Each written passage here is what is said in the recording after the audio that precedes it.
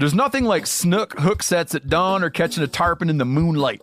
Find your next fishing trip made easy on fishingbooker.com and experience the magic of the Sunshine State or any other destination on your fishing bucket list. Book a blue water adventure in search of sailfish or go snapper fishing with the kids. With over 6,000 captains and trips to choose from, planning your next one just got a whole lot easier. Download the Fishing Booker app on the Google Play or App Store, or visit them online at fishingbooker.com to book your trip today. I'm sure a lot of you guys remember the old ceremonial hunting tradition of eating the heart out of the first animal you kill. Meat from those organs are among the most nutrient-rich foods on the planet. You can get those same benefits your ancestors craved via convenient daily capsules from Heart and Soil. Find out more at heartandsoil.co. And remember, use code MeatEater for 10% off your purchase. Welcome to the Wired to Hunt podcast, your home for deer hunting news, stories, and strategies. And now, your host, Mark Kenyon. Welcome to the Wired to Hunt podcast. I'm your host, Mark Kenyon, and this is episode number 367. And today on the show, for our annual get-together on this topic, I am joined by Dan Nine Fingers Johnson to discuss our goals, hopes, and hit lists for the 2020 deer hunting season.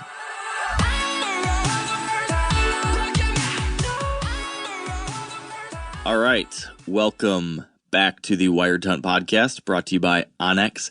Today we are taking a break from the, interviewing experts, see what they think about stuff, to instead dive into what we think about stuff. The we being myself and my compadre, Mr. Daniel Johnson. Dan, glad you're here. I like how you said we're going to take a break from people who know what they're talking about. And instead today we're going to have Dan Johnson on the show. Dan Johnson and that other bozo. and we're going to run our mouths and see what happens. Right. I'm good, man. How about yourself? I'm good. I'm getting excited. It's that time of year, you know? Mm-hmm. Speaking of it being that time of year, it's also that time of year that we do this episode that we're about to do every year. We've been, since I think 2014, we've done this goals, hopes, and hit lists conversation each year. And I like this because I need to go back and listen to those early ones. Can you imagine what we must have been talking about in 2014? When we discussed our goals, hopes, and hit lists? Like, I would love to listen to the trajectory over the last 7 years. Right. It'd be an interesting time capsule to go back and examine how far we've come. Hopefully how far we've come. It would be funny if we could, over that period of time, listen to our voices mature, like going from teenage boys to men. Because I remember a couple times in some of the first episodes, your voice would crack every once in a while. It would. Yeah, I was hitting puberty there around 27. Hey, it took you 27 years to grow a 20. How old are you now? 32. Okay, it took you 33. I'm 33. Shit. Okay. It took you damn near 30 years to get your goatee where it needed to be. I still don't even think it's quite there, man. Let's be honest about it. I'm just trying to prop you up, bud. I do appreciate that. I need that pat in the back every once in a while. Yeah. So that's what I want to talk about. I want to catch up on any projects we've been doing here over the last month of the summer, leading into the hunting season, and then go over, what our hopes are for this year, our finalized plans for this year, any specific bucks that the two of us have on our radar. I've got a lot of updates since we last talked. I'm sure you probably do too. So we got a lot to cover, got a lot to talk about. My first hunt's I leave in 10 days. And what's that for? The Idaho whitetail hunt. Man. Yeah. Are you ready for it? I think so, actually. I feel very ready, actually. My shooting's been really good. I'm feeling good about where I am from an archery perspective. I I just got some new arrows though. I decided to switch up the arrow thing, and I got those a little while ago, and they are like heat-seeking missiles. I went with a really small diameter and a heavier broadhead and insert on the front, so I've got a much higher FOC, so front of center. So I think it's like 19% front of center. And man, these things are just sinking. It's pretty fun to see. So I'm What's happy your with total that. arrow weight? Honestly, I don't know that. Yeah, you don't really need to. Yeah, I'm not good enough with numbers and the little tiny details to figure all that stuff out myself. So I've got a guy that I trust who helps me make sure everything's right for my setup, and I lean on him for that. But what arrows did you get? I switched to Victory arrows. Okay, I got some Victory VAP Elites. nice. So yeah, we'll see how that goes. But yeah, the bow's ready to rock and roll. I got my gear, all my other gear kind of finalized, what I'm going to take out there for that trip. I'm just going to run the saddle and a new set of sticks, a different set of sticks than I've ever used. My platform, and I can tell you all about the scouting I did, but I scouted out some stuff out there. I feel good about Idaho now. Last time we talked, I was not feeling good. I'm feeling really good now. So yes, to answer your question, yes, I feel ready. Okay, question. Is this whitetail hunt that you're going on in Idaho like in the elevation, actually, like in the foothills of the mountains, or is it your traditional out west, crop circles, river bottom type hunt? So it's a little both, actually. I've got 3 different spots I've zeroed in on, and 2 of them are river bottom stuff. And one of them is like in the foothills.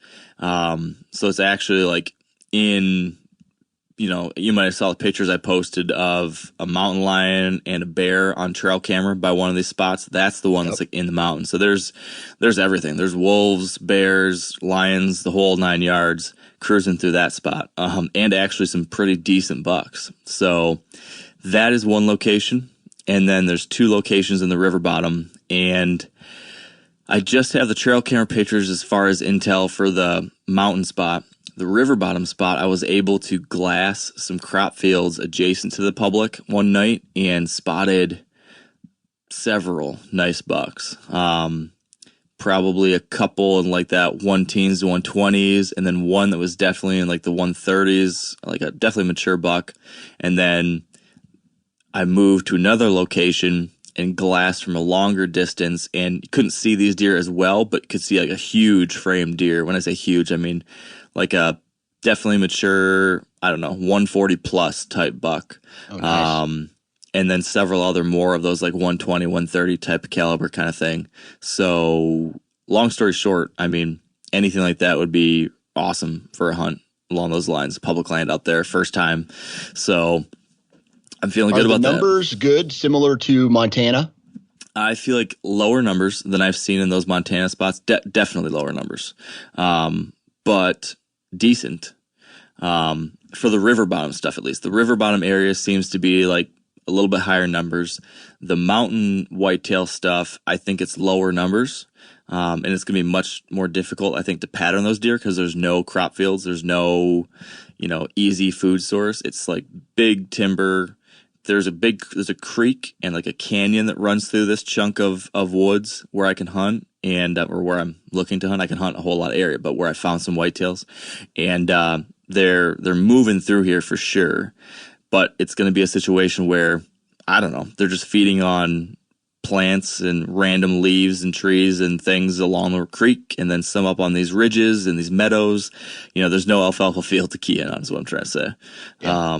So that'll be different, but kind of cool. It's right. It's relatively close to our place out there, so I can get out there and check it out quite a bit, and excited to learn that spot. So that's what's going on in the Idaho spot.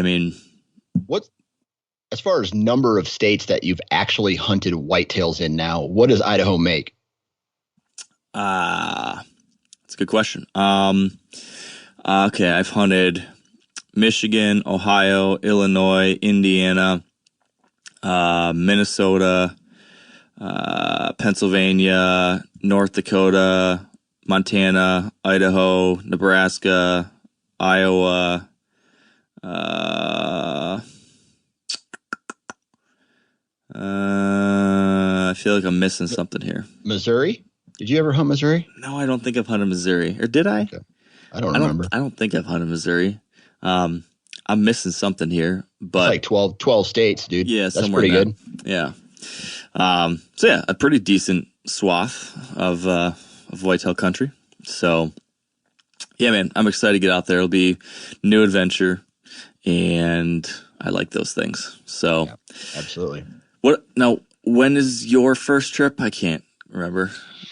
I leave September 29th or 30th or something like that is when I leave my house to drive out to South Dakota to make it there for the October 1st opener. So hold on. That's different. That's different than when we last talked. So when are you pushing Michigan to? Michigan is going to be pushed back to like the 17th, I think, the third weekend in October. Hey, okay.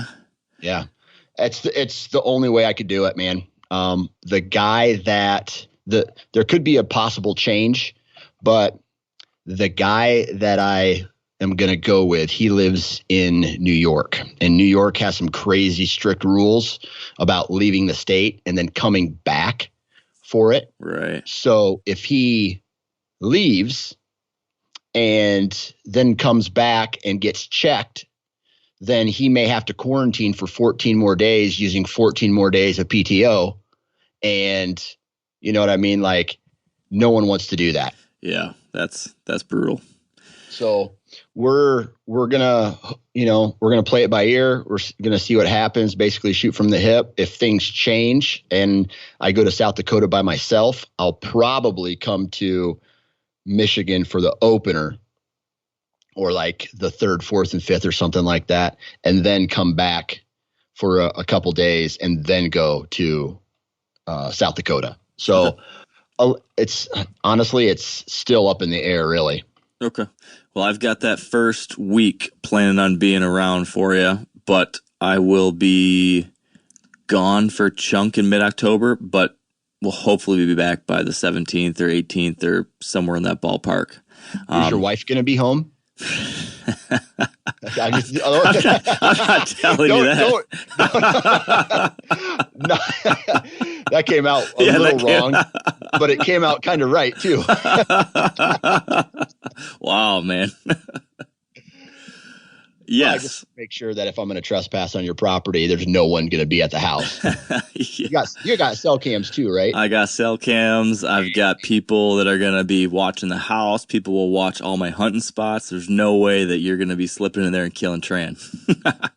So like one of your buddies, if I just go, yeah, Mark wanted me to come out here and check out the property for a couple days. I got it covered. Would they call you? I'm gonna further on Dan Patrol. Oh, I gotcha. But speaking of that, we haven't actually talked about Tran on the Wired Hunt podcast yet. Yeah. We talked about it on your podcast a week or two ago, yep. But probably people know from social media or listening to your show. But Tran, that buck that I was after all last year, he's back. He made it, and I've seen him a bunch now. Yeah, sounds like it's pretty local. Yeah, the first week that I got back, first week of August that I got back from Idaho, I was able to get out and glass there a bunch, and he showed up like 4 times over like an 8-day period at night to feed. And then he disappeared for a while because I had to go back on that property and I had to do a bunch of food plot prep, and I went and hung trail cameras and just got all my stuff done. And then he disappeared for a while. But then he has showed up the last 2 nights back in daylight feeding out in this bean field. So he's not, when we did that prediction, we were trying to predict what he would look like. Yeah. He's not quite that, but a little bit. Like when we were talking, I said that he had a little sticker off one of his bases last year, and I was guessing this year he would have 2 big ones. That was true. He's got a sticker off each base, and they're probably 1 inch to 1.5 inches long, maybe. Those are pretty cool. And then otherwise, he's just like a big mainframe 8-pointer. Hard to tell exactly how long those tines are, but they're long. You saw the picture, just a big framed 8. and just a cool buck. So it's game on. Yeah, man. And he's you said mainframe 8? Yeah, 8, and then those sticker points on the base. Yeah. Yeah, he's a absolutely beautiful buck, man. I like 8-pointers, so you should shoot him. I'm going to do my damnedest. Is he on your property every day? I mean, I don't know about that. But he's somewhere pretty close, at least. I mean, if I look historically, he was always frequent. He was frequenting it. I believe that he lives, if I had to guess, like based off of my scouting, based off of trail camera data, based on the last 2.5 years of observation, I think there are 2 to 3 potential zones that I feel pretty confident he's bedding in. And one of them is at a neighbor's property, and one of them is on the property I hunt. Yeah. And it's close to the edge, both of them. So I know where his home zone is for most of the time. I've got a lot of data to work off of as far as past year's history. And now it's just a matter of making it happen. I made but I've made some changes to the farm to specifically try to set myself up for a better chance to get a shot of him. Which, I mean, we can just get into it, I guess, since we're talking about it. Yeah, go for it. So this is that same property, where the Holyfield saga happened, where, I would see that deer all the time in some neighboring cover, but I couldn't hunt it. So I have just like a lot of edge and farmland, and then a couple little grassy areas that I've been able to convert to food plots. So in the past, one of the big changes on this property was when I converted this old grassy field into a food plot system. That was probably 7 years ago I did that, and that started getting some of these deer that hung out on the neighbors to come over to my side. And I started, I've killed a few bucks in this food plot system. That's where I killed Frank, that really big one a few years ago.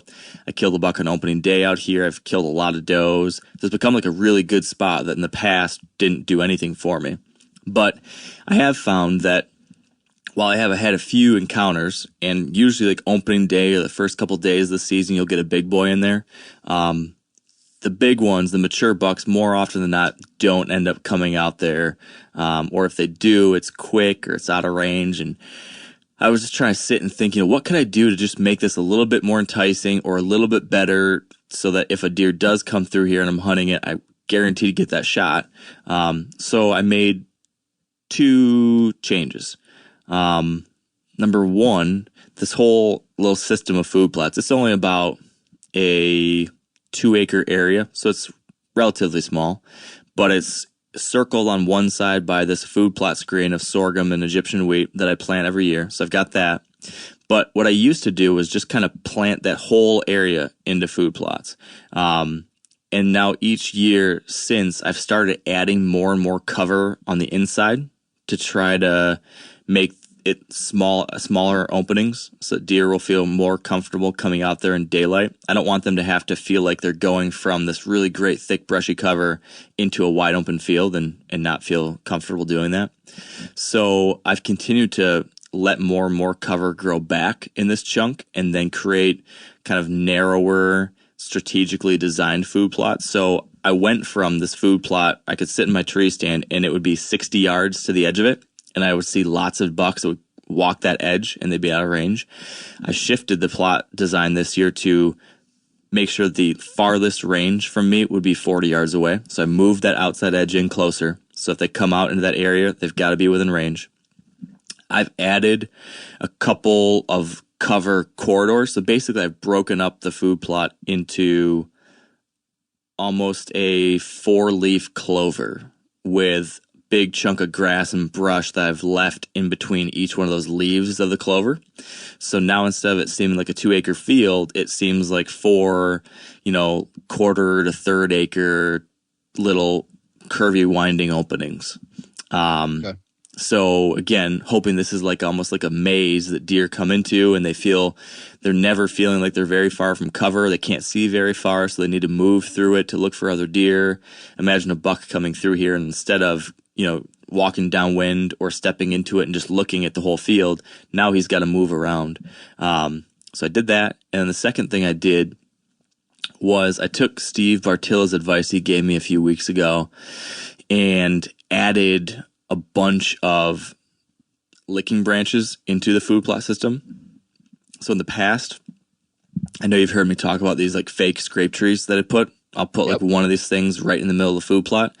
And I used to do just one per field. I put 4 in this one. So the idea being this is like a communication hub on steroids now, all kind of in a small area. So there's going to be a lot of sign, a lot of information being passed along here. So I'm just hoping between all of that, it's more conducive to daylight movement. Hopefully there's going to be a bunch of scraping activity. There's going to be great food. I planted these food plots, 10 days ago or a week ago, and I just checked and they're germinating and coming up nice. I don't know. I'm hoping it's going to be a little bit more. I mean, it's always worked pretty well, but I think it's just going to be a little bit better. I'm trying to get that 1 or 2% edge, that maybe gives me the shot at Tran or at whoever. And it's a spot that I'm not going to hunt a ton. It's going to be like an opening night hunt, maybe, an evening during the rut or late October when they're coming out to feed in the evenings. But it's a spot that's pretty central, at least from a scouting perspective too, because I can glass this area from afar. This is the place that, if you remember last year, I didn't hunt opening night because it was bad weather. So I thought, I'll sit in the hill and watch it. And then the next day when the cold front hits, I'll hunt it. And I watched it opening night and watched Tran walk right by my tree. So yeah, not going to make that same mistake this year, hopefully. I got a question. Yeah. I know, was it this spring or early this summer, the power line company came through and was doing some work in the area. Did that affect you, or is that going to affect you at all? So I wasn't sure how it would affect me, but they finished up in June. So it kept me from like being able to do any maintenance work on the plots, because actually like they were doing work basically in my plot areas because I can use that power line for food plot stuff. So I couldn't do any spring prep. I just came in late this summer and they were gone by then, and they had moved out they essentially laid a wooden pallet road across the whole power line, and that kind of messed up the soil. There's huge ruts through the food plots and a bunch of weird kind of holes now. But other than that, it hasn't impacted me at all. And honestly, by having that road there and then taking it out, they killed a bunch of stuff. And then when they removed that road, it allowed new stuff to grow up. So a bunch of new plants grew up where there used to be just grass. Now there's a bunch of milkweed and different things like that. So that's kind of cool. So it ended up not being a big deal. Now, if they come in and do more maintenance work in season, like cutting trees or something, then that'll really throw off my whole game plan. But as of now, fingers crossed, it's going to be okay. Gotcha. Okay. Yeah. So that's where Tran's going to be. There's another pretty nice 9-pointer I've been seeing there. I'm guessing he's probably just 3 though. So I think he'll be a pass. But if it gets closer to hunting season and he just looks like a tank and appears more mature than I think right now, then, if Tran disappeared, maybe I'd take a crack at him. There was that last year in late November, a new buck showed up. I was calling him the Browless 8, just like a big 8-pointer that has his brows busted off. He was mature last year, so if he shows up in season again, he'd be a buck on that farm I'd be after too. So if we're talking hit list, I guess, on that farm, Tran is number 1 out of everything, and then that Browless 8 would be number 2 if he comes back. And then I don't know about that 9-pointer. Bunch of good young bucks too that I've been seeing that hopefully will stick around for future years. So stuff looks pretty good there. We'll see how it goes. Awesome. What does your gut tell you about Tran? You think you're going to have an encounter with him where you're going to be able to shoot him? I think so. Yeah. I think, unless he gets killed by someone else, that's the big trump card. I don't know. But if someone else doesn't kill him, I feel very good about my chances. I know the buck. I know where he's at. I've fine-tuned a lot of stuff and moved sets and prepped trees for saddle hunts deeper and deeper into the cover, where I think, I'll get my potential opportunities. You never know. But he's a homebody. He'll be around. So historically, I'm talking not about Tran, but in deer movement in general, has the deer movement on the farm that you hunt stayed the same, or has it changed over the years? Well, I think that in general, there are some basic trends that have stayed pretty consistent. Although like one thing would be, when I added that food plot system, that added a whole new area that deer started using a ton. Like that's now like one of the main hotspots in the farm that in the past never was. So that is a change. Otherwise, it's a pretty simple. There's lots of good bedding on some neighboring properties, a little bit on mine, and then all the crop fields are kind of on mine. And so you've got deer moving off of the neighbor's bedding, coming out to these fields where I can hunt, and I can hunt around the edges, and that's always the same. I just have changed how I hunt a lot. I used to hunt just the edges. Now I hunt some of the edges still on occasion, but every year I've kind of pushed further and further back. And I'm going to continue to do that, and I think be more aggressive this year than ever. So I see different movement because of that. As far as like deer activity, there's always like a lot of great activity early in the season. And then, I hunt a few times early in the year. Usually mature buck sightings drop down again through mid-October, at least out in the spots that I can see easily. I'm sure they're doing stuff back in the cover. But then historically, right around that last week of October, it just seems like there's always a doe that comes in early or something gets them going. And it just seems like this farm is a little bit better earlier than other places. So I like to make sure I'm hunting there that last week of October, because that just seems to be when it gets exciting. So it goes through November, and then gun season hits and everything shuts down. And then usually late season picks up again once the pressure settles down a little bit. So that's the typical pattern I see. Now, a lot of you guys are familiar with the old hunting tradition of eating, some organ, the heart or a chunk of liver off the first animal you kill. I had that when I was a little kid, and it was a big deal. Organ meats were always prized by frontier people who knew the importance of getting a lot of different minerals and nutrients. And as often is the case, those guys were onto something, because organs are among the most nutrient-rich foods on the planet. And you can get the same benefits your ancestors craved via convenient daily capsules from Heart and Soil, made exclusively from regeneratively raised, grass-fed, and finished cattle. Heart and Soil's unique freeze-drying process means all those important nutrients are trapped in, ensuring you experience every one of the benefits of nature's superfood in a clean, convenient, taste-free capsule.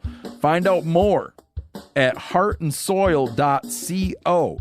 And make sure to use code MeatEater for 10% off your purchase. That's heartandsoil.co. Use the code MeatEater.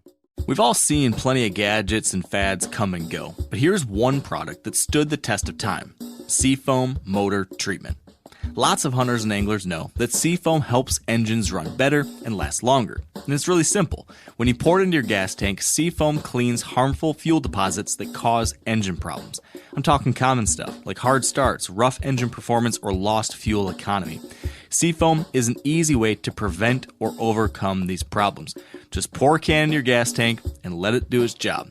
Now, you probably know someone who's used a can of Seafoam to get their truck or boat going again, because people everywhere rely on it to keep their trucks, boats, and small engines running the way they should the entire season.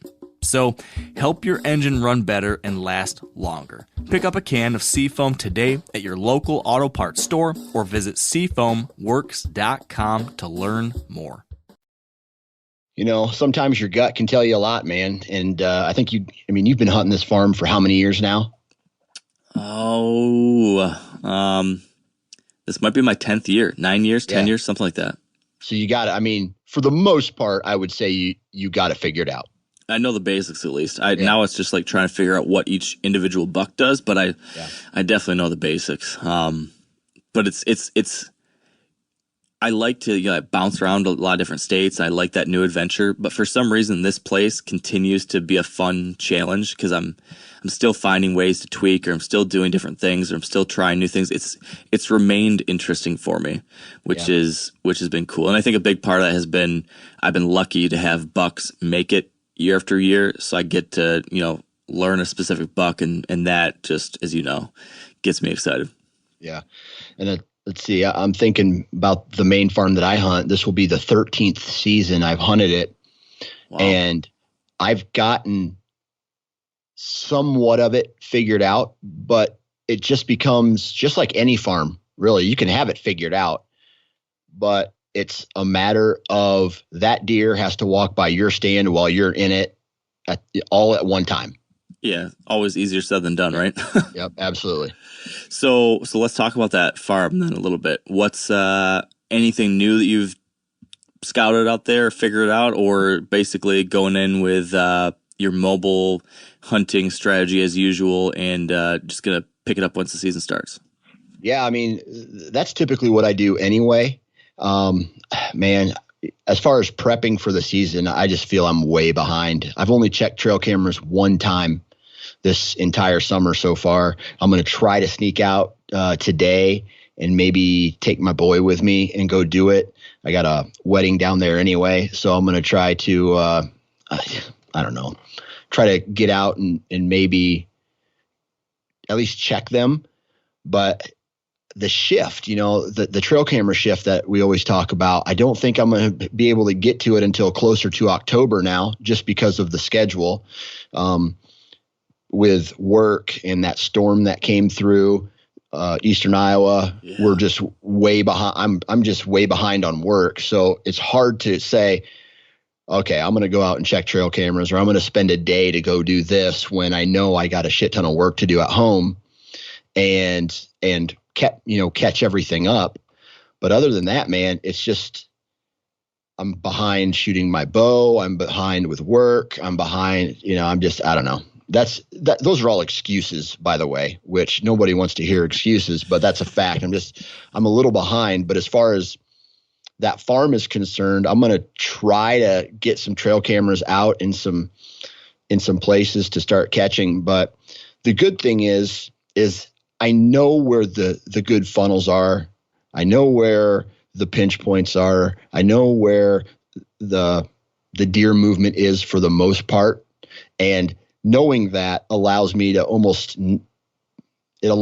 be unprepared from what I'm normally doing, because the way I hunt, I can just get caught up real quick, right? Throw some trail cameras out, hunt a couple days, go check those trail cameras come late October, early November, when I make the decision to start hunting, and then just start that rotation, right? Find the deer on trail camera, move in. Yeah.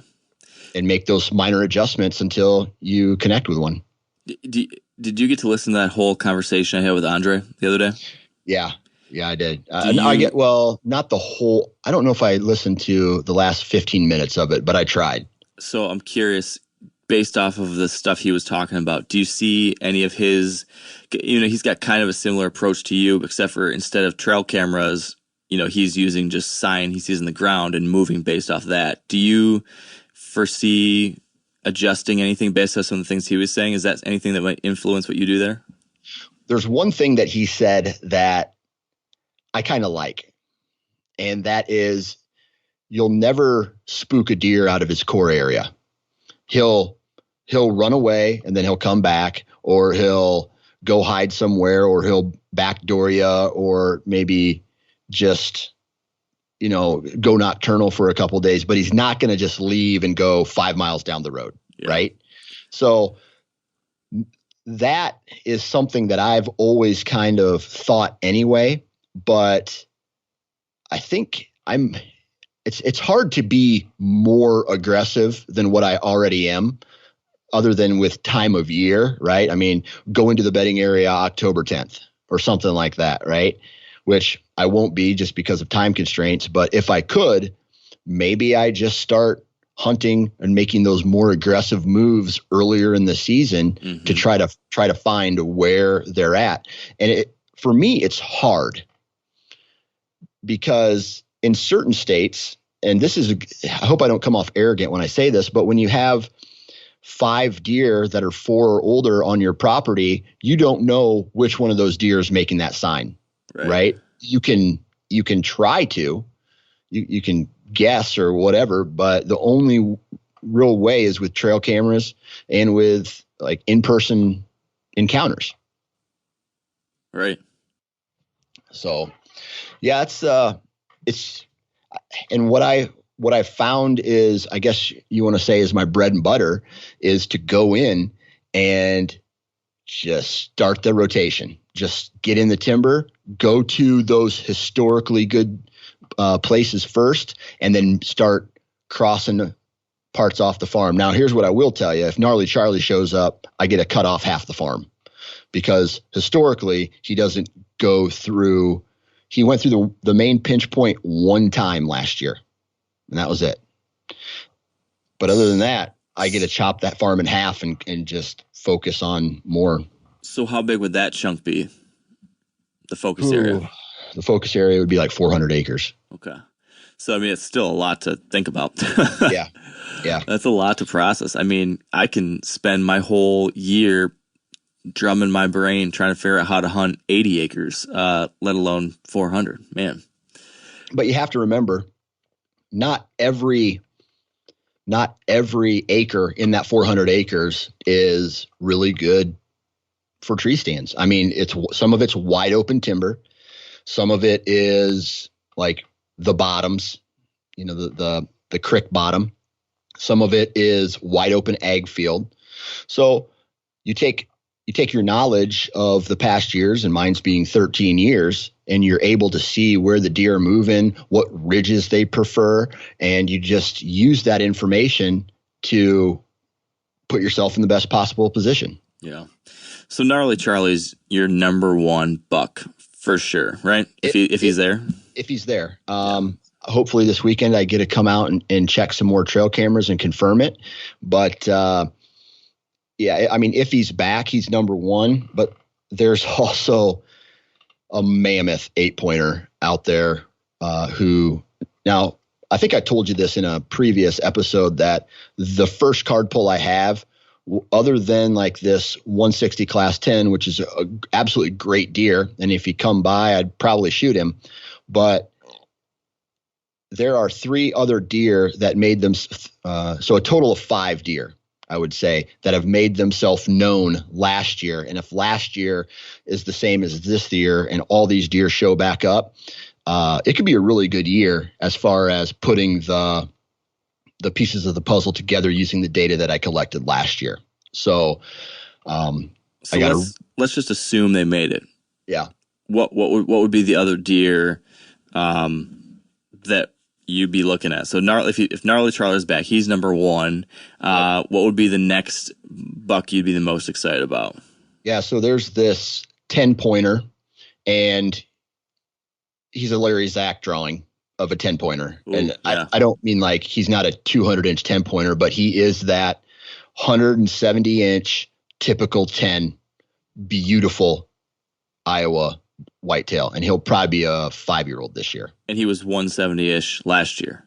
He was probably about 162 or 3 or low 160s as a 10 this year, just if he does make it.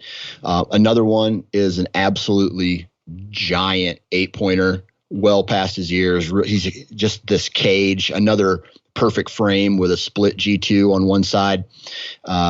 He's one of them that was running around last year.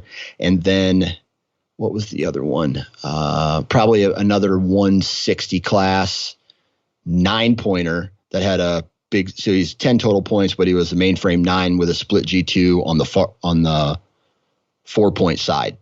So he's running around. And then there was another, so that's 4. And then there was another 10-pointer, really tight, probably just out to his ears, but really tall. And he was a 3-year-old last year at probably a 150 class, 155 maybe. But, add another year, he'll be a 4-year-old this year. If he makes it, then that would be awesome. And then you have your other deer that are mature, but not necessarily anything to brag about in the antler category. Yeah, man. Well, you've got some options, hopefully. Yeah. And, I hope that doesn't come off arrogant. It's just, I live where I live. Yeah. Hey, you can't falter for that. Yeah. Now here's a question. And I know we've talked about this in the past a little bit, but I'm just curious to see where it stands right now. Let's say Gnarly shows up on camera this summer, but you get out there and start hunting. He's, showing up on camera here and there, but one of these other bucks show in shooting range. Is this the year that you're going to pass on some of these shooters because you really want to get Gnarly, or what? Yeah. I'll tell you right now, I'm not going to pass on a 170 class 10-pointer for Gnarly Charlie. I'm not going to do it. If any one of those hit list deer show up, I'm going to attempt the shot. Yeah. Right. But one thing I won't do is if Gnarly Charlie is active on the farm for some reason, I will be putting myself into position to hunt him, not these other deer. So my decision making is going to be for him, not anything else. The good part about this area is that these 5 deer from last year all run the same circuit, right? I don't think they all live in the same core area, but I think their core area overlap on that farm. So certain parts of the rut vacation, certain parts of them come in and they come out, they're checking for does and whatnot. And, if there's a good chance that if I put myself in the right position, I'm going to be able to have an encounter with one of those 5 deer. Man, that's or any bonus bucks that come through. So, yeah, which you never know around there. Yep, the buck I shot last year was a bonus buck. Yeah. So, yeah, that's exciting. And the hunting season, so you'll be gone early season, you'll be gone mid-season. So when are you going to start hunting the main Iowa farm then? Yeah, probably not. I'd love to get out there and check some cameras. I'm going to be putting some cell cams out just to see the deer movement pick up. But other than that, I doubt I'm able to hunt that farm until after November 3rd or something like that. So I'm going to vote on November 3rd, I think it is. And then I'm heading down to the farm. There you go. Man, you know what? I remember back in the day, there had been some other year where you said you weren't going to be able to hunt in October at all. You weren't going to be able to hunt until November, and I was pissed at you. Mm-hmm. But I'm not so mad now because you are hunting. You're hunting all over the place, just not there in Iowa. So It's nice to see how life's changed for you in that way, at least. Yeah, man. Trust me. If things were different, like I'm leaving the state to go to Michigan. If I told my wife I was going to go down to the farm an hour south of me for 4 days straight, she would not have that. But because for some reason, because this is a planned excursion, that she's okay with it. That's great. Whatever. So, I'm going to be gone for 8 or 9 days on this mule deer hunt. And then I got to come back. I got to work. I got to play daddy daycare. School's going to be starting up with just some crazy ass schedule, like 3 days on for 2 weeks and then 3 days off. So it's going to go 3, 3, 2, 2, 3, 3, 2, 2 until they decide to go back full time or do this remote thing, whatever that is. So I have to play that into the cards. There's the potential that my season just gets totally effed if classes don't resume full time, because that means someone's going to have to watch the kids. My wife I'm going to have to get a daycare provider. My wife's going to have to work from home. Like all these things, that's going to really cripple the season, to be honest with you. Yeah. And how likely do you think that is? 50-50 kind of thing, or? I'm not one for politics, but I live in one of the most liberal counties in the state of Iowa, which when they make decisions, they tend to make them more towards the liberal, right? If we were going to say, this is just, hypothetical, or stereotypes. Let's just go by stereotypes. Republicans, they want school to go back in session, full time, no restrictions. Democrats, they want the schools to be closed and go remote, right? Or some kind of hybrid model. Well, the counties that I live near, the two main ones, they're the highest populated counties in Iowa. They always vote liberal or Democratic in every election. So every decision that they've made thus far has scared me into, like hunting season may be close to home, or just way more 1 or 2 day trips down and then come back. Yeah. So we'll see. Yeah. Hopefully it works out okay for you. Man, I hope so too. But either way, I'm equally as excited for the upcoming season. I think we talked about it like 4 years ago, they did all that logging on the property. Yeah. And it is beautiful now in there. I mean, it is thick. It is nasty. It is what you want for deer cover on your farm. Yeah. I remember how stressed you were when it was happening. And I was like, man, just wait. Wait. I'm glad. Yep. I'm glad. I got to see a picture of that. I'd like to see what it looks like. Yeah. Well, just stand in front of a bush and take a picture. I mean, I'm not joking. There, it is 6 foot high, just straight wall of patches where wherever they took one of these big mature trees down, that area where its canopy is a wall of smaller trees, bushes, woody browse, and it literally holds deer, and it's awesome. Now, a lot of you guys are familiar with the old hunting tradition of eating, some organ, the heart or a chunk of liver off the first animal you kill. I had that when I was a little kid, and it was a big deal. Organ meats were always prized by frontier people who knew the importance of getting a lot of different minerals and nutrients. And as often is the case, those guys were onto something, because organs are among the most nutrient-rich foods on the planet. And you can get the same benefits your ancestors craved via convenient daily capsules from Heart and Soil, made exclusively from regeneratively raised, grass-fed, and finished cattle. Heart and Soil's unique freeze-drying process means all those important nutrients are trapped in, ensuring you experience every one of the benefits of nature's superfood in a clean, convenient, taste-free capsule. Find out more at heartandsoil.co. And make sure to use code MeatEater for 10% off your purchase. That's heartandsoil.co. Use the code MeatEater. We've all seen plenty of gadgets and fads come and go, but here's one product that stood the test of time: Seafoam Motor Treatment. Lots of hunters and anglers know that Seafoam helps engines run better and last longer. And it's really simple. When you pour it into your gas tank, Seafoam cleans harmful fuel deposits that cause engine problems. I'm talking common stuff like hard starts, rough engine performance, or lost fuel economy. Seafoam is an easy way to prevent or overcome these problems. Just pour a can in your gas tank and let it do its job. Now, you probably know someone who's used a can of Seafoam to get their truck or boat going again, because people everywhere rely on it to keep their trucks, boats, and small engines running the way they should the entire season. So, help your engine run better and last longer. Pick up a can of Seafoam today at your local auto parts store, or visit seafoamworks.com to learn more.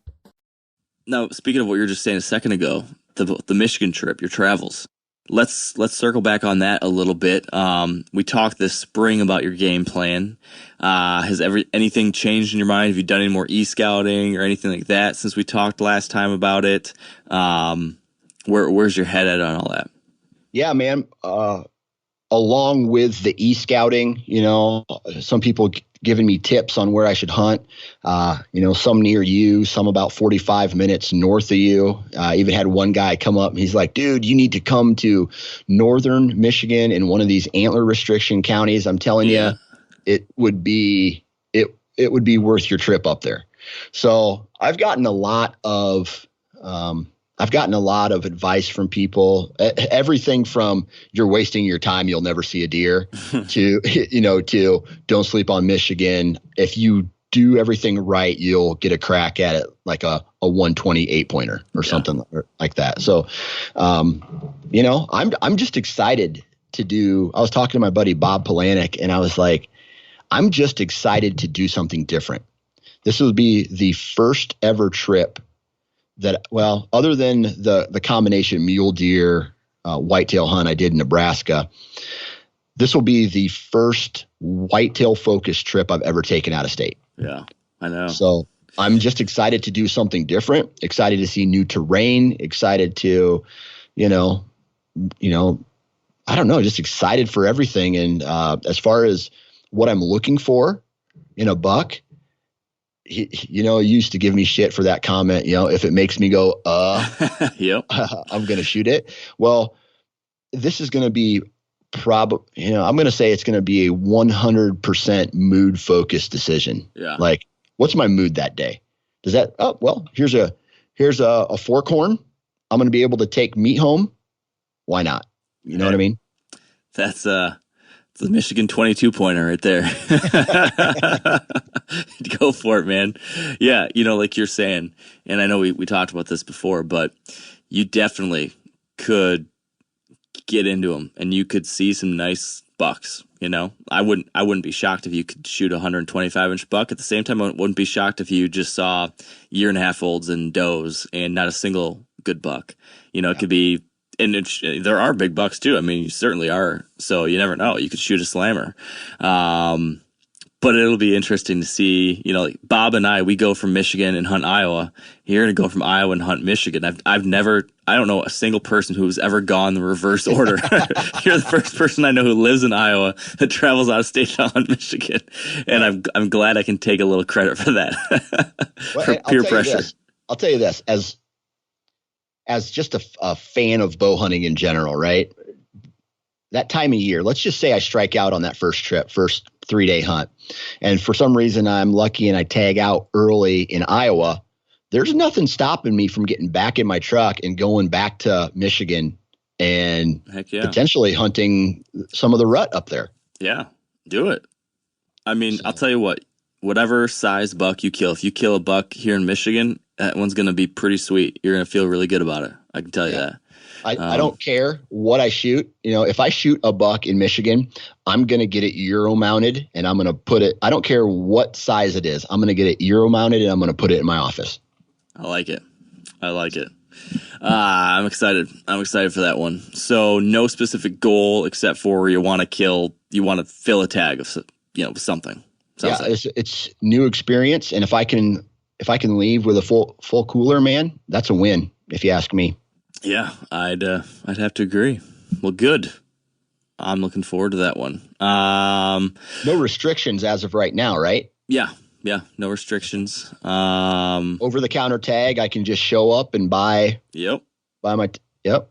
Buy your tag when you get here. Gas stations, grocery stores, all that stuff. Yep. There's pretty much most. Not all grocery stores, but your Walmarts, certain gas stations will get you figured out there. The only thing that you have to be aware of, and we'll cover it once you get here, would just be the CWD restrictions, like what you can transport across county lines.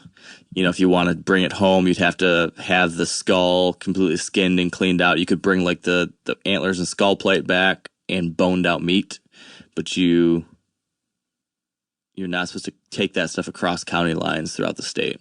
Well, maybe I'll just find a taxidermist there to do if I shoot a buck, just do it there and then, give me another excuse to come up to Michigan. Mm-hmm. Yep. I got good recommendations for all that stuff. So perfect. Love it. We should talk a little bit about the back 40. Yeah. We should talk about the back 40 a little bit. I got a question about the back 40. Yeah. So you guys have done all this really you've really focused on the habitat there over the last couple or over this last year. Has it since, because I think the last time that we talked, you mentioned that it really hasn't brought more deer into the farm quite yet. But now that we've had a growing season under our belt, I'm just curious if if it's holding more deer as of right now.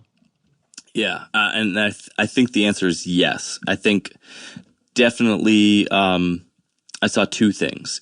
This winter, so after the first hunting season, after we stopped hunting and left it alone, there was a lot of deer in there and a lot of deer sign. When I was scouting in March, I mean, there was a lot of deer in there. So they're definitely in there at that part of the year. Since I've been back in the summer, there seems to be a decent number of deer. I'm getting deer on trail camera.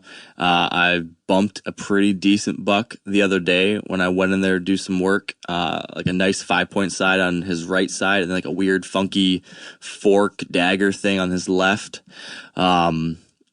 So right now, we haven't been able to make all the changes I wanted to because the whole COVID thing this spring completely shut down our spring plans. Like just changed a lot of the stuff we wanted to do. So I got a little bit done this spring, and then we're going to try to do more over the next 10 days. We're doing some more stuff, but it's definitely not the ideal. I still think though there's going to be some noticeable progress because of three big things. This spring, I wanted to address these old fields. So, as you know, a lot of the property is just like old farm field that was growing up just from whatever was out there. And it had been mostly almost all this weed called mare's tail. And it's this invasive weed that has no food value to deer, has very little cover.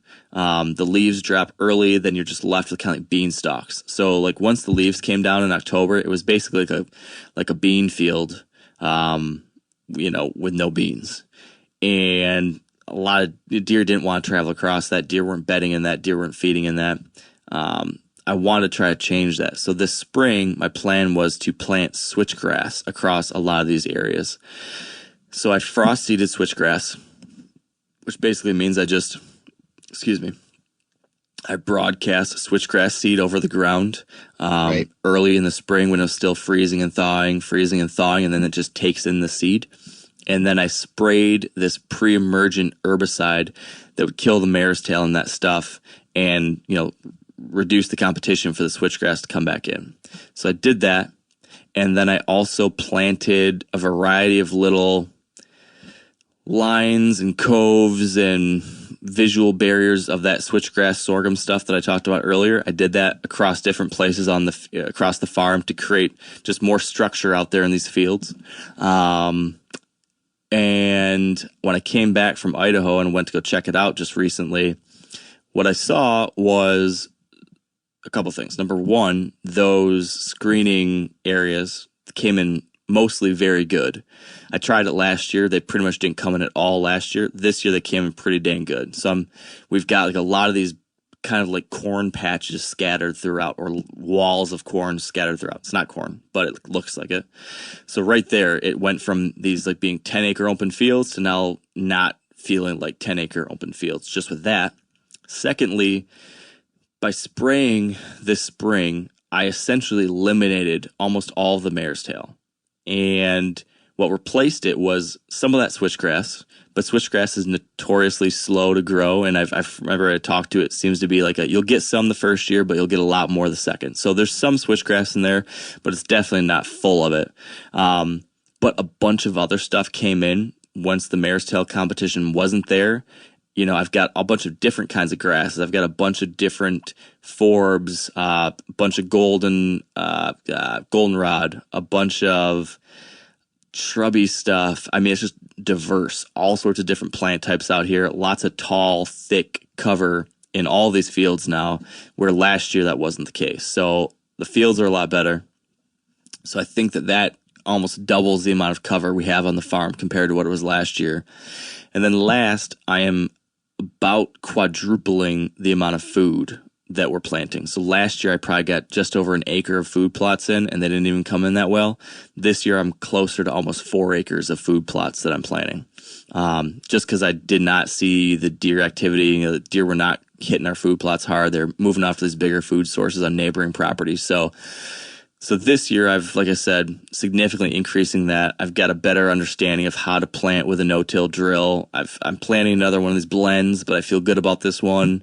So if all this pans out, I'm going to have 4 times the amount of food out there, 2 times the amount of cover out there, and these strategic, walls of corn-looking stuff, making it even more broken up. And then finally, next week, we're going to come in and plant, I don't know, maybe 40, 50 trees across the farm in these old fields. We're going to create various little pockets of trees. So like a cluster of 5 on this little knob, a cluster of 4 over here in this corner, cluster of 4 or 5 over here, and create all these little pockets of evergreen cover too. So you take all that, and I think you've got a really diverse farm with a lot of cool stuff going on, with food in good places that can be hunted and that will hold deer on the property, but lots of cover scattered throughout. And still there's that swamp that naturally is right there in the middle too. And then the last big thing we did is that we did a prescribed fire across this big ridge system we have that has some native prairie.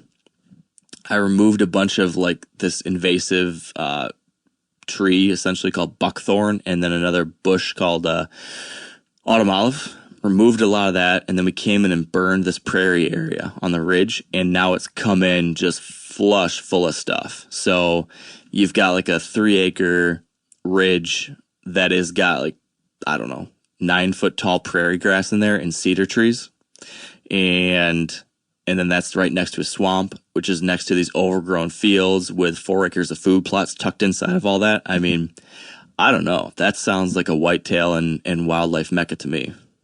Yeah, man. Well, are there any deer from last year? Have you already checked cameras on that farm?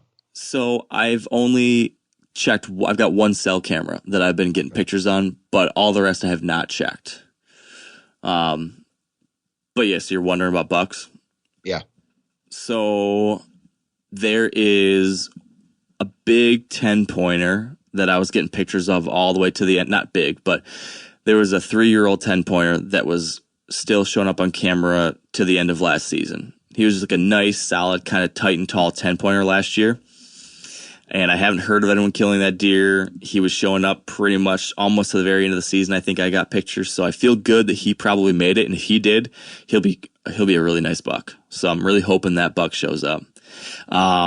There's that funky buck that I just mentioned to you that I bumped the other day. I couldn't see his body size, so I don't know if he's a huge body, mature buck. He'd be a shooter. I couldn't tell for sure just by watching him run away. There is this big fork buck that we were getting a bunch of pictures through most of last year. He was tall. Imagine I don't even know what he looks like. Almost like a mule deer with a forked antler mule deer, a 4-point, what they would call a 2-point mule deer almost, except for the forks were farther out on the beams, not super deep on the beams, just a big 4-pointer last year.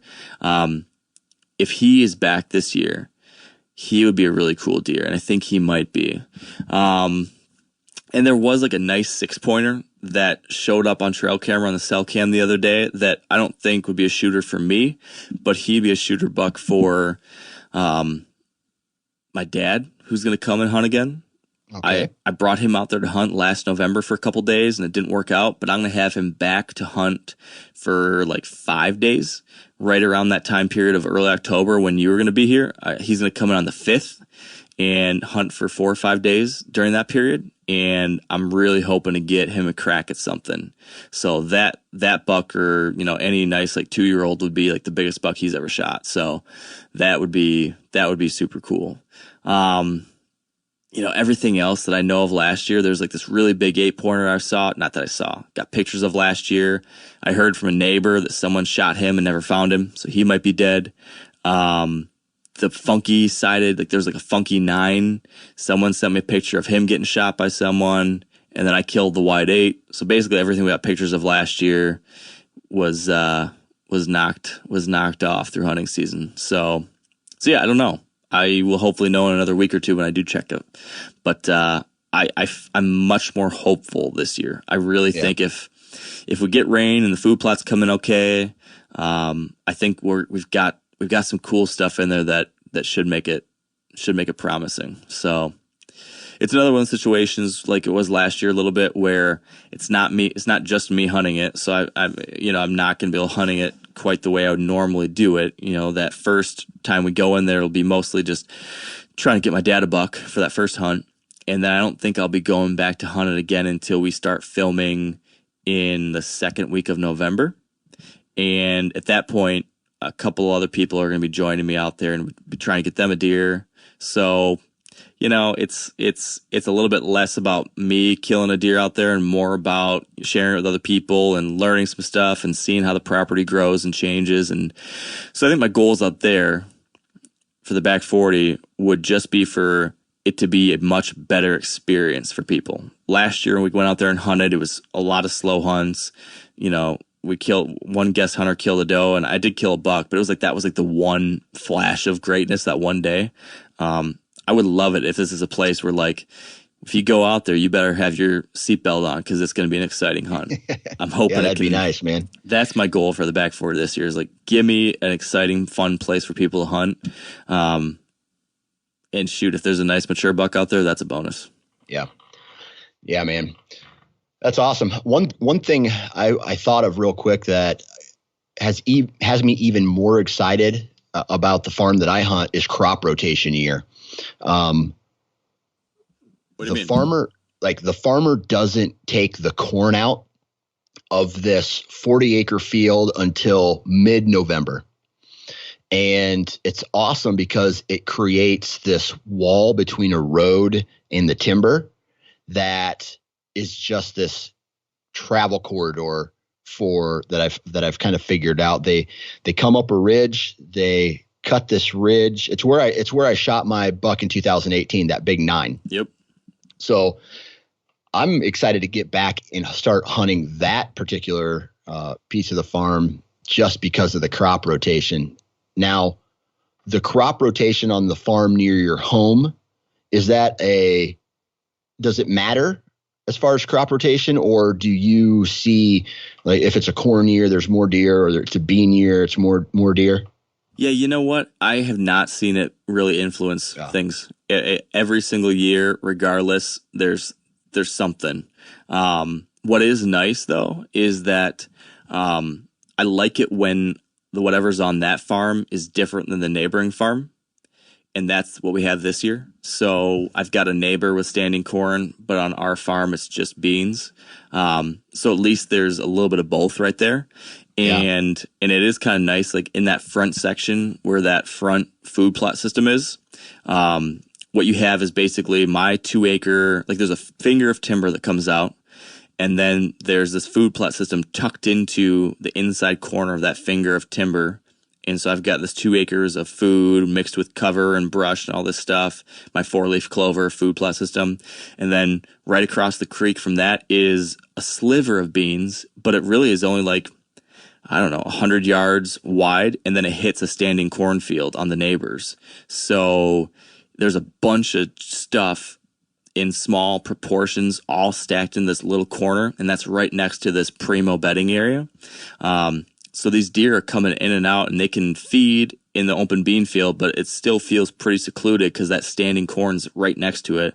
And then my wall of sorghum and Egyptian wheat is just on the other side. And then this thick brush on the bedding area is right next to that. So there's been like a ton of activity in there this summer that I think is because things just worked out nicely to have standing corn next to this and my standing stuff on one side. It feels it's not as wide open as it is some years, which I think is going to be a good thing. Yeah. So we shall see. We shall see. Yep. So, I think I mentioned that earlier. I typically have a ton of mature deer on the farm this time of year, or whenever I check my trail cameras by now, and I haven't checked them since for early July.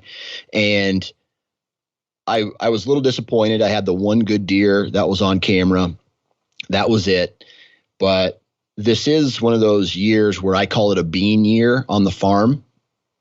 And I think what I'm hoping is that it redeems itself. Like the farm kind of redeems itself. And once the beans became palatable, more deer kind of come and show themselves on the farm and work their way into it. So I'm hoping that will make a big difference. And tomorrow or whenever I go and check my cameras, I will have more intel and more information, and hopefully the big dogs show up. Man, if the big dog shows up, I might need to get you back on the horn and talk to you for 5 minutes to hear about it. Right. I know. I'm excited to see.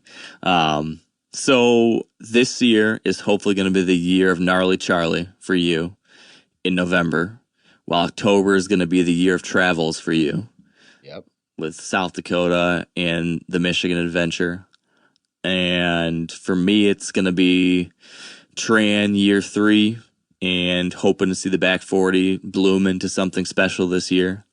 Other than killing, one of your big mature bucks in Iowa and having a great experience in Michigan and filling a cooler.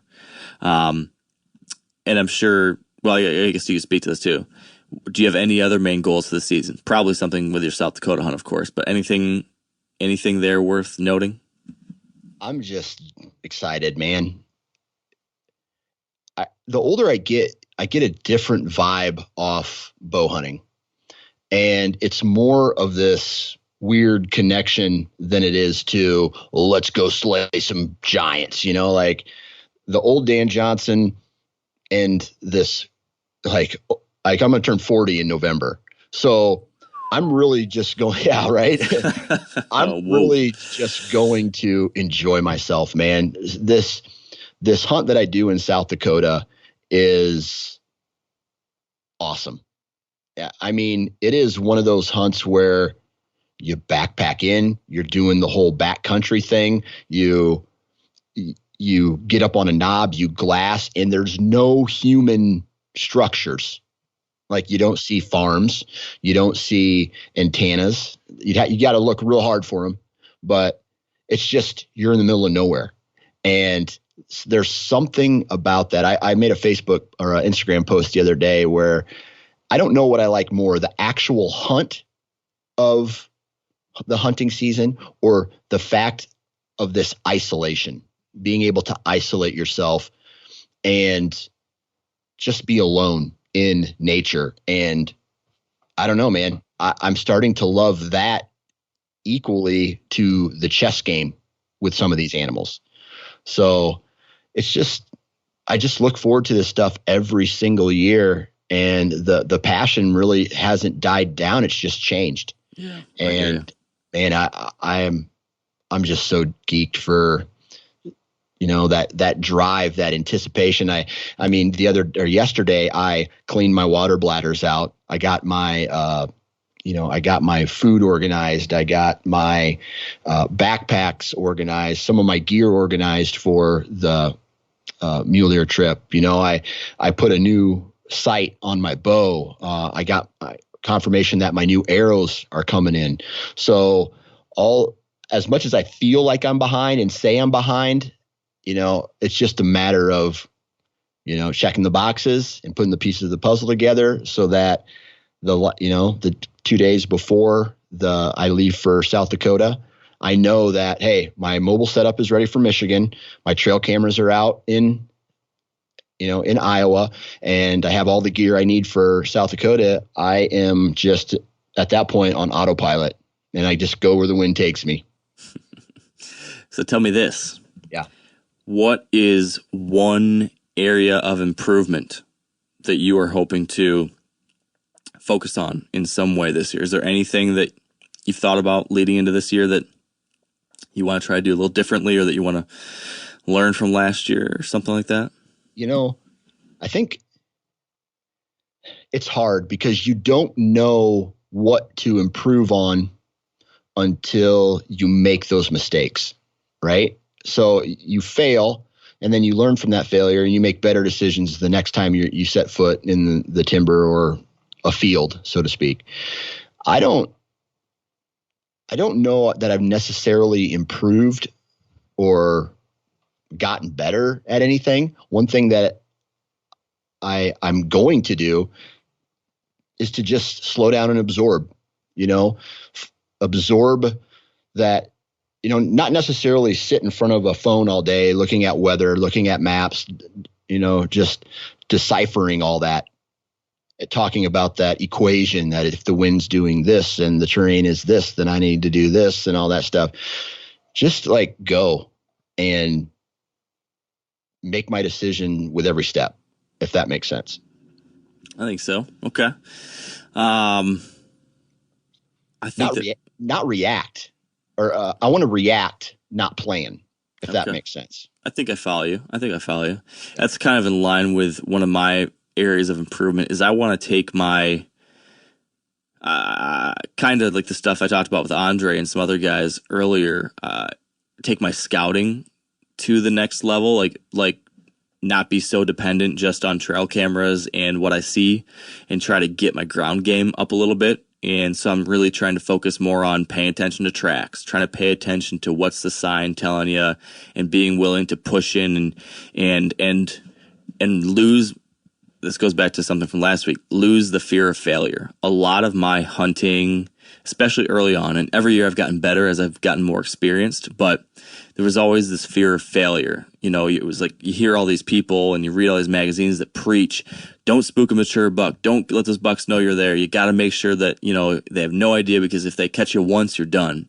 So much of my hunting revolved around, keeping pressure as low as possible, never letting a deer know I was there, and stressing out all the time about that. Not that that's not important. I think it's still very important, but I'm also learning that you can get away with things if it's done in the smart way, and because you got to take stabs to get the kill. You got to get aggressive sometimes to make it happen. So I want to this year lose a little bit of that fear of failure, because sometimes you do have to swing for the fences to hit a home run. You can't always just sit on the sideline. So I think I've been taking steps there each of the past few years, and I'm wanting to take another step this year in that kind of way. So I'm going to be a little bit more aggressive. I'm going to get deeper into things than I have in the past. I'm going to explore just a little bit more. And if I bump something or if I screw it up that day, well, learn from it and adjust, and we'll see what happens. So that's what I'm hoping for. Any last things you want to cover off on for our goals, hopes, and hit list, Dan? I have one more small goal, and that is to get my son and daughter out for a field edge hunt where I'm not expecting to shoot anything per se, but I want to get them out and get them in a tree stand for an hour or so, and let them see, hopefully the goal is to let them see deer in their natural environment, and say, oh, look, hey, there's a deer right there. Watch him. Let's just watch. Even if he's 100 yards away, let him put up the binoculars, let him do all that stuff. So a little bit of the father teaching their kids how to hunt stuff while the weather's good, and get some of that going too. Yeah, that's awesome. I was thinking about trying to get Everett out for a little sit at this sometime this fall too. If somehow it worked out where our schedule and weather came together and to do something like that, to sit in like a box blind or a blind that would be comfortable for him and we wouldn't spook 10,000 deer, that'd be awesome. Because he is like, my son is nuts for deer right now. Every night before bed, he wants to watch a deer buck show, as he calls them. So we watch a little bit of deer buck before bed, and when there's a buck on screen, he's rattling. He's got his own rattling antlers. He goes to bed. He brings his rattling antlers to bed with him. He's got a grunt tube, so he's grunting. And I swear to goodness, I have to say goodness, because if I say I swear to God, or if I say oh my God by accident, he's starting to repeat everying. So I'm trying to make sure. Don't tell me about that. Yeah. I'm trying to be more careful with my language these days. Yeah. But he will do a regular grunt. He knows how to do a basic brrr. He knows how to snort wheeze. So he'll snort wheeze at bucks. And then he'll try to stop a buck to get a shot. So when the buck's getting close, he'll start going, meh. It's so funny. It's funny you say that, okay, so I got all my mounts in my living room, right? And I asked my daughter, which deer of all these mounts do you like the best? She points to one. And I say, why? She's like, because it's got big antlers. I'm like, okay. My oldest son, hey, what do you like about, or what's your favorite deer on the wall? Points to the same buck and says it's because it's got big antlers. And my 2-year-old, I go, which one is your favorite? And he points to the mount with the probably the smallest rack up there. And I go, buddy, why do you like that buck? And he goes, big neck. That's awesome. Big neck. And it is the 2016 I shot this buck, and his neck is just all swollen and huge. And I lost it. I was like, yes. Yes. So funny. That is great. Oh man. Gotta love it. It's gonna be so much fun when these guys are out there hunting with us. Yeah. I had a conversation with a 72-year-old the other day who his kids are my age now, right? And he's now transitioned into grandpa mode, where he takes his grandchildren out sometimes fishing and hunting. And he's telling me his favorite, the thing he remembers the most is when they start to get into their teenage years and they still really like the outdoors, and they've made a decision that they want to be an outdoorsman. It's okay to not go hang out with your friends, right? Every single weekend. They want to do the hunting thing, right? He's like, that's awesome. But what I love even more is when we have arguments, or when we used to have arguments over where to go set up.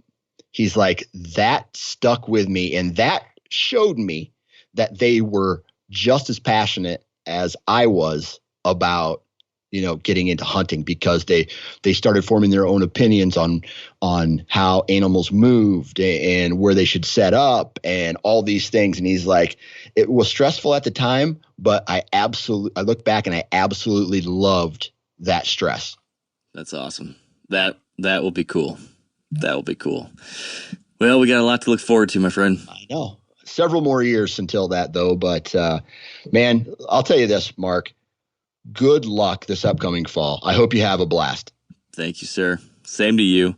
Let's make sure we're checking in as frequently as we possibly can over these coming months, so we can keep the progress updates coming. And hopefully next time we talk for one of these things, I'll have an Idaho story for you. Absolutely, man. All right, bud. Thank you. And that is today's episode. Hopefully you enjoyed this one. A little lighthearted, a little bit focused on Dan and not a little bit, completely focused on my season and Dan's season. But this is something we try to lay out there so that you can follow along with us throughout the rest of the season and kind of see some of the things we're thinking about. And then as the season plays out, you can kind of compare and contrast to what we were hoping for or what we were thinking to what actually happens. And then when the season's done, we're going to do a post-mortem and talk about what we learned. Did we meet those goals? Did we fail to meet those goals?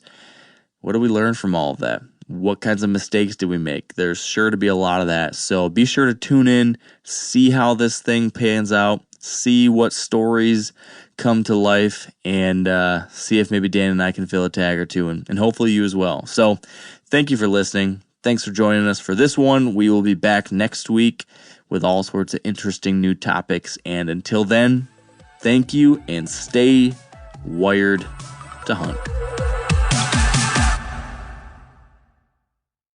I'm sure a lot of you guys remember the old ceremonial hunting tradition of eating the heart out of the first animal you kill. Meat from those organs are among the most nutrient-rich foods on the planet. You can get those same benefits your ancestors craved via convenient daily capsules from Heart and Soil. Find out more at heartandsoil.co. And remember, use code MeatEater for 10% off your purchase. Hey guys, turkey season is in full swing right now, and if you are planning on getting after it, make sure to pick up some MeatEater Phelps turkey calls to stuff into the old turkey vest or into your fanny pack right now. I carry a few different things. I like to use mouth calls, and I like to use pot calls. Mouth calls or diaphragms, I like them because it gives you hand-free calling, meaning when you're working a bird up close, you can have your gun on your knee, finger on the trigger, ready to roll, and still be making turkey sounds. I like pot calls. I just like pot calls. I enjoy calling with a pot call.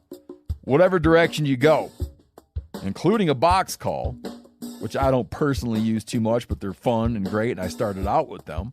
Yanni, on the other hand, one of my main turkey hunting buddies, he loves box calls. And what's funny is I'll now and then look to him and give him the look that means get out your box call and find us a turkey. So it's not that I don't like them. I just have Yanni use his. Then I don't have to carry it. Go to Phelps Game Calls.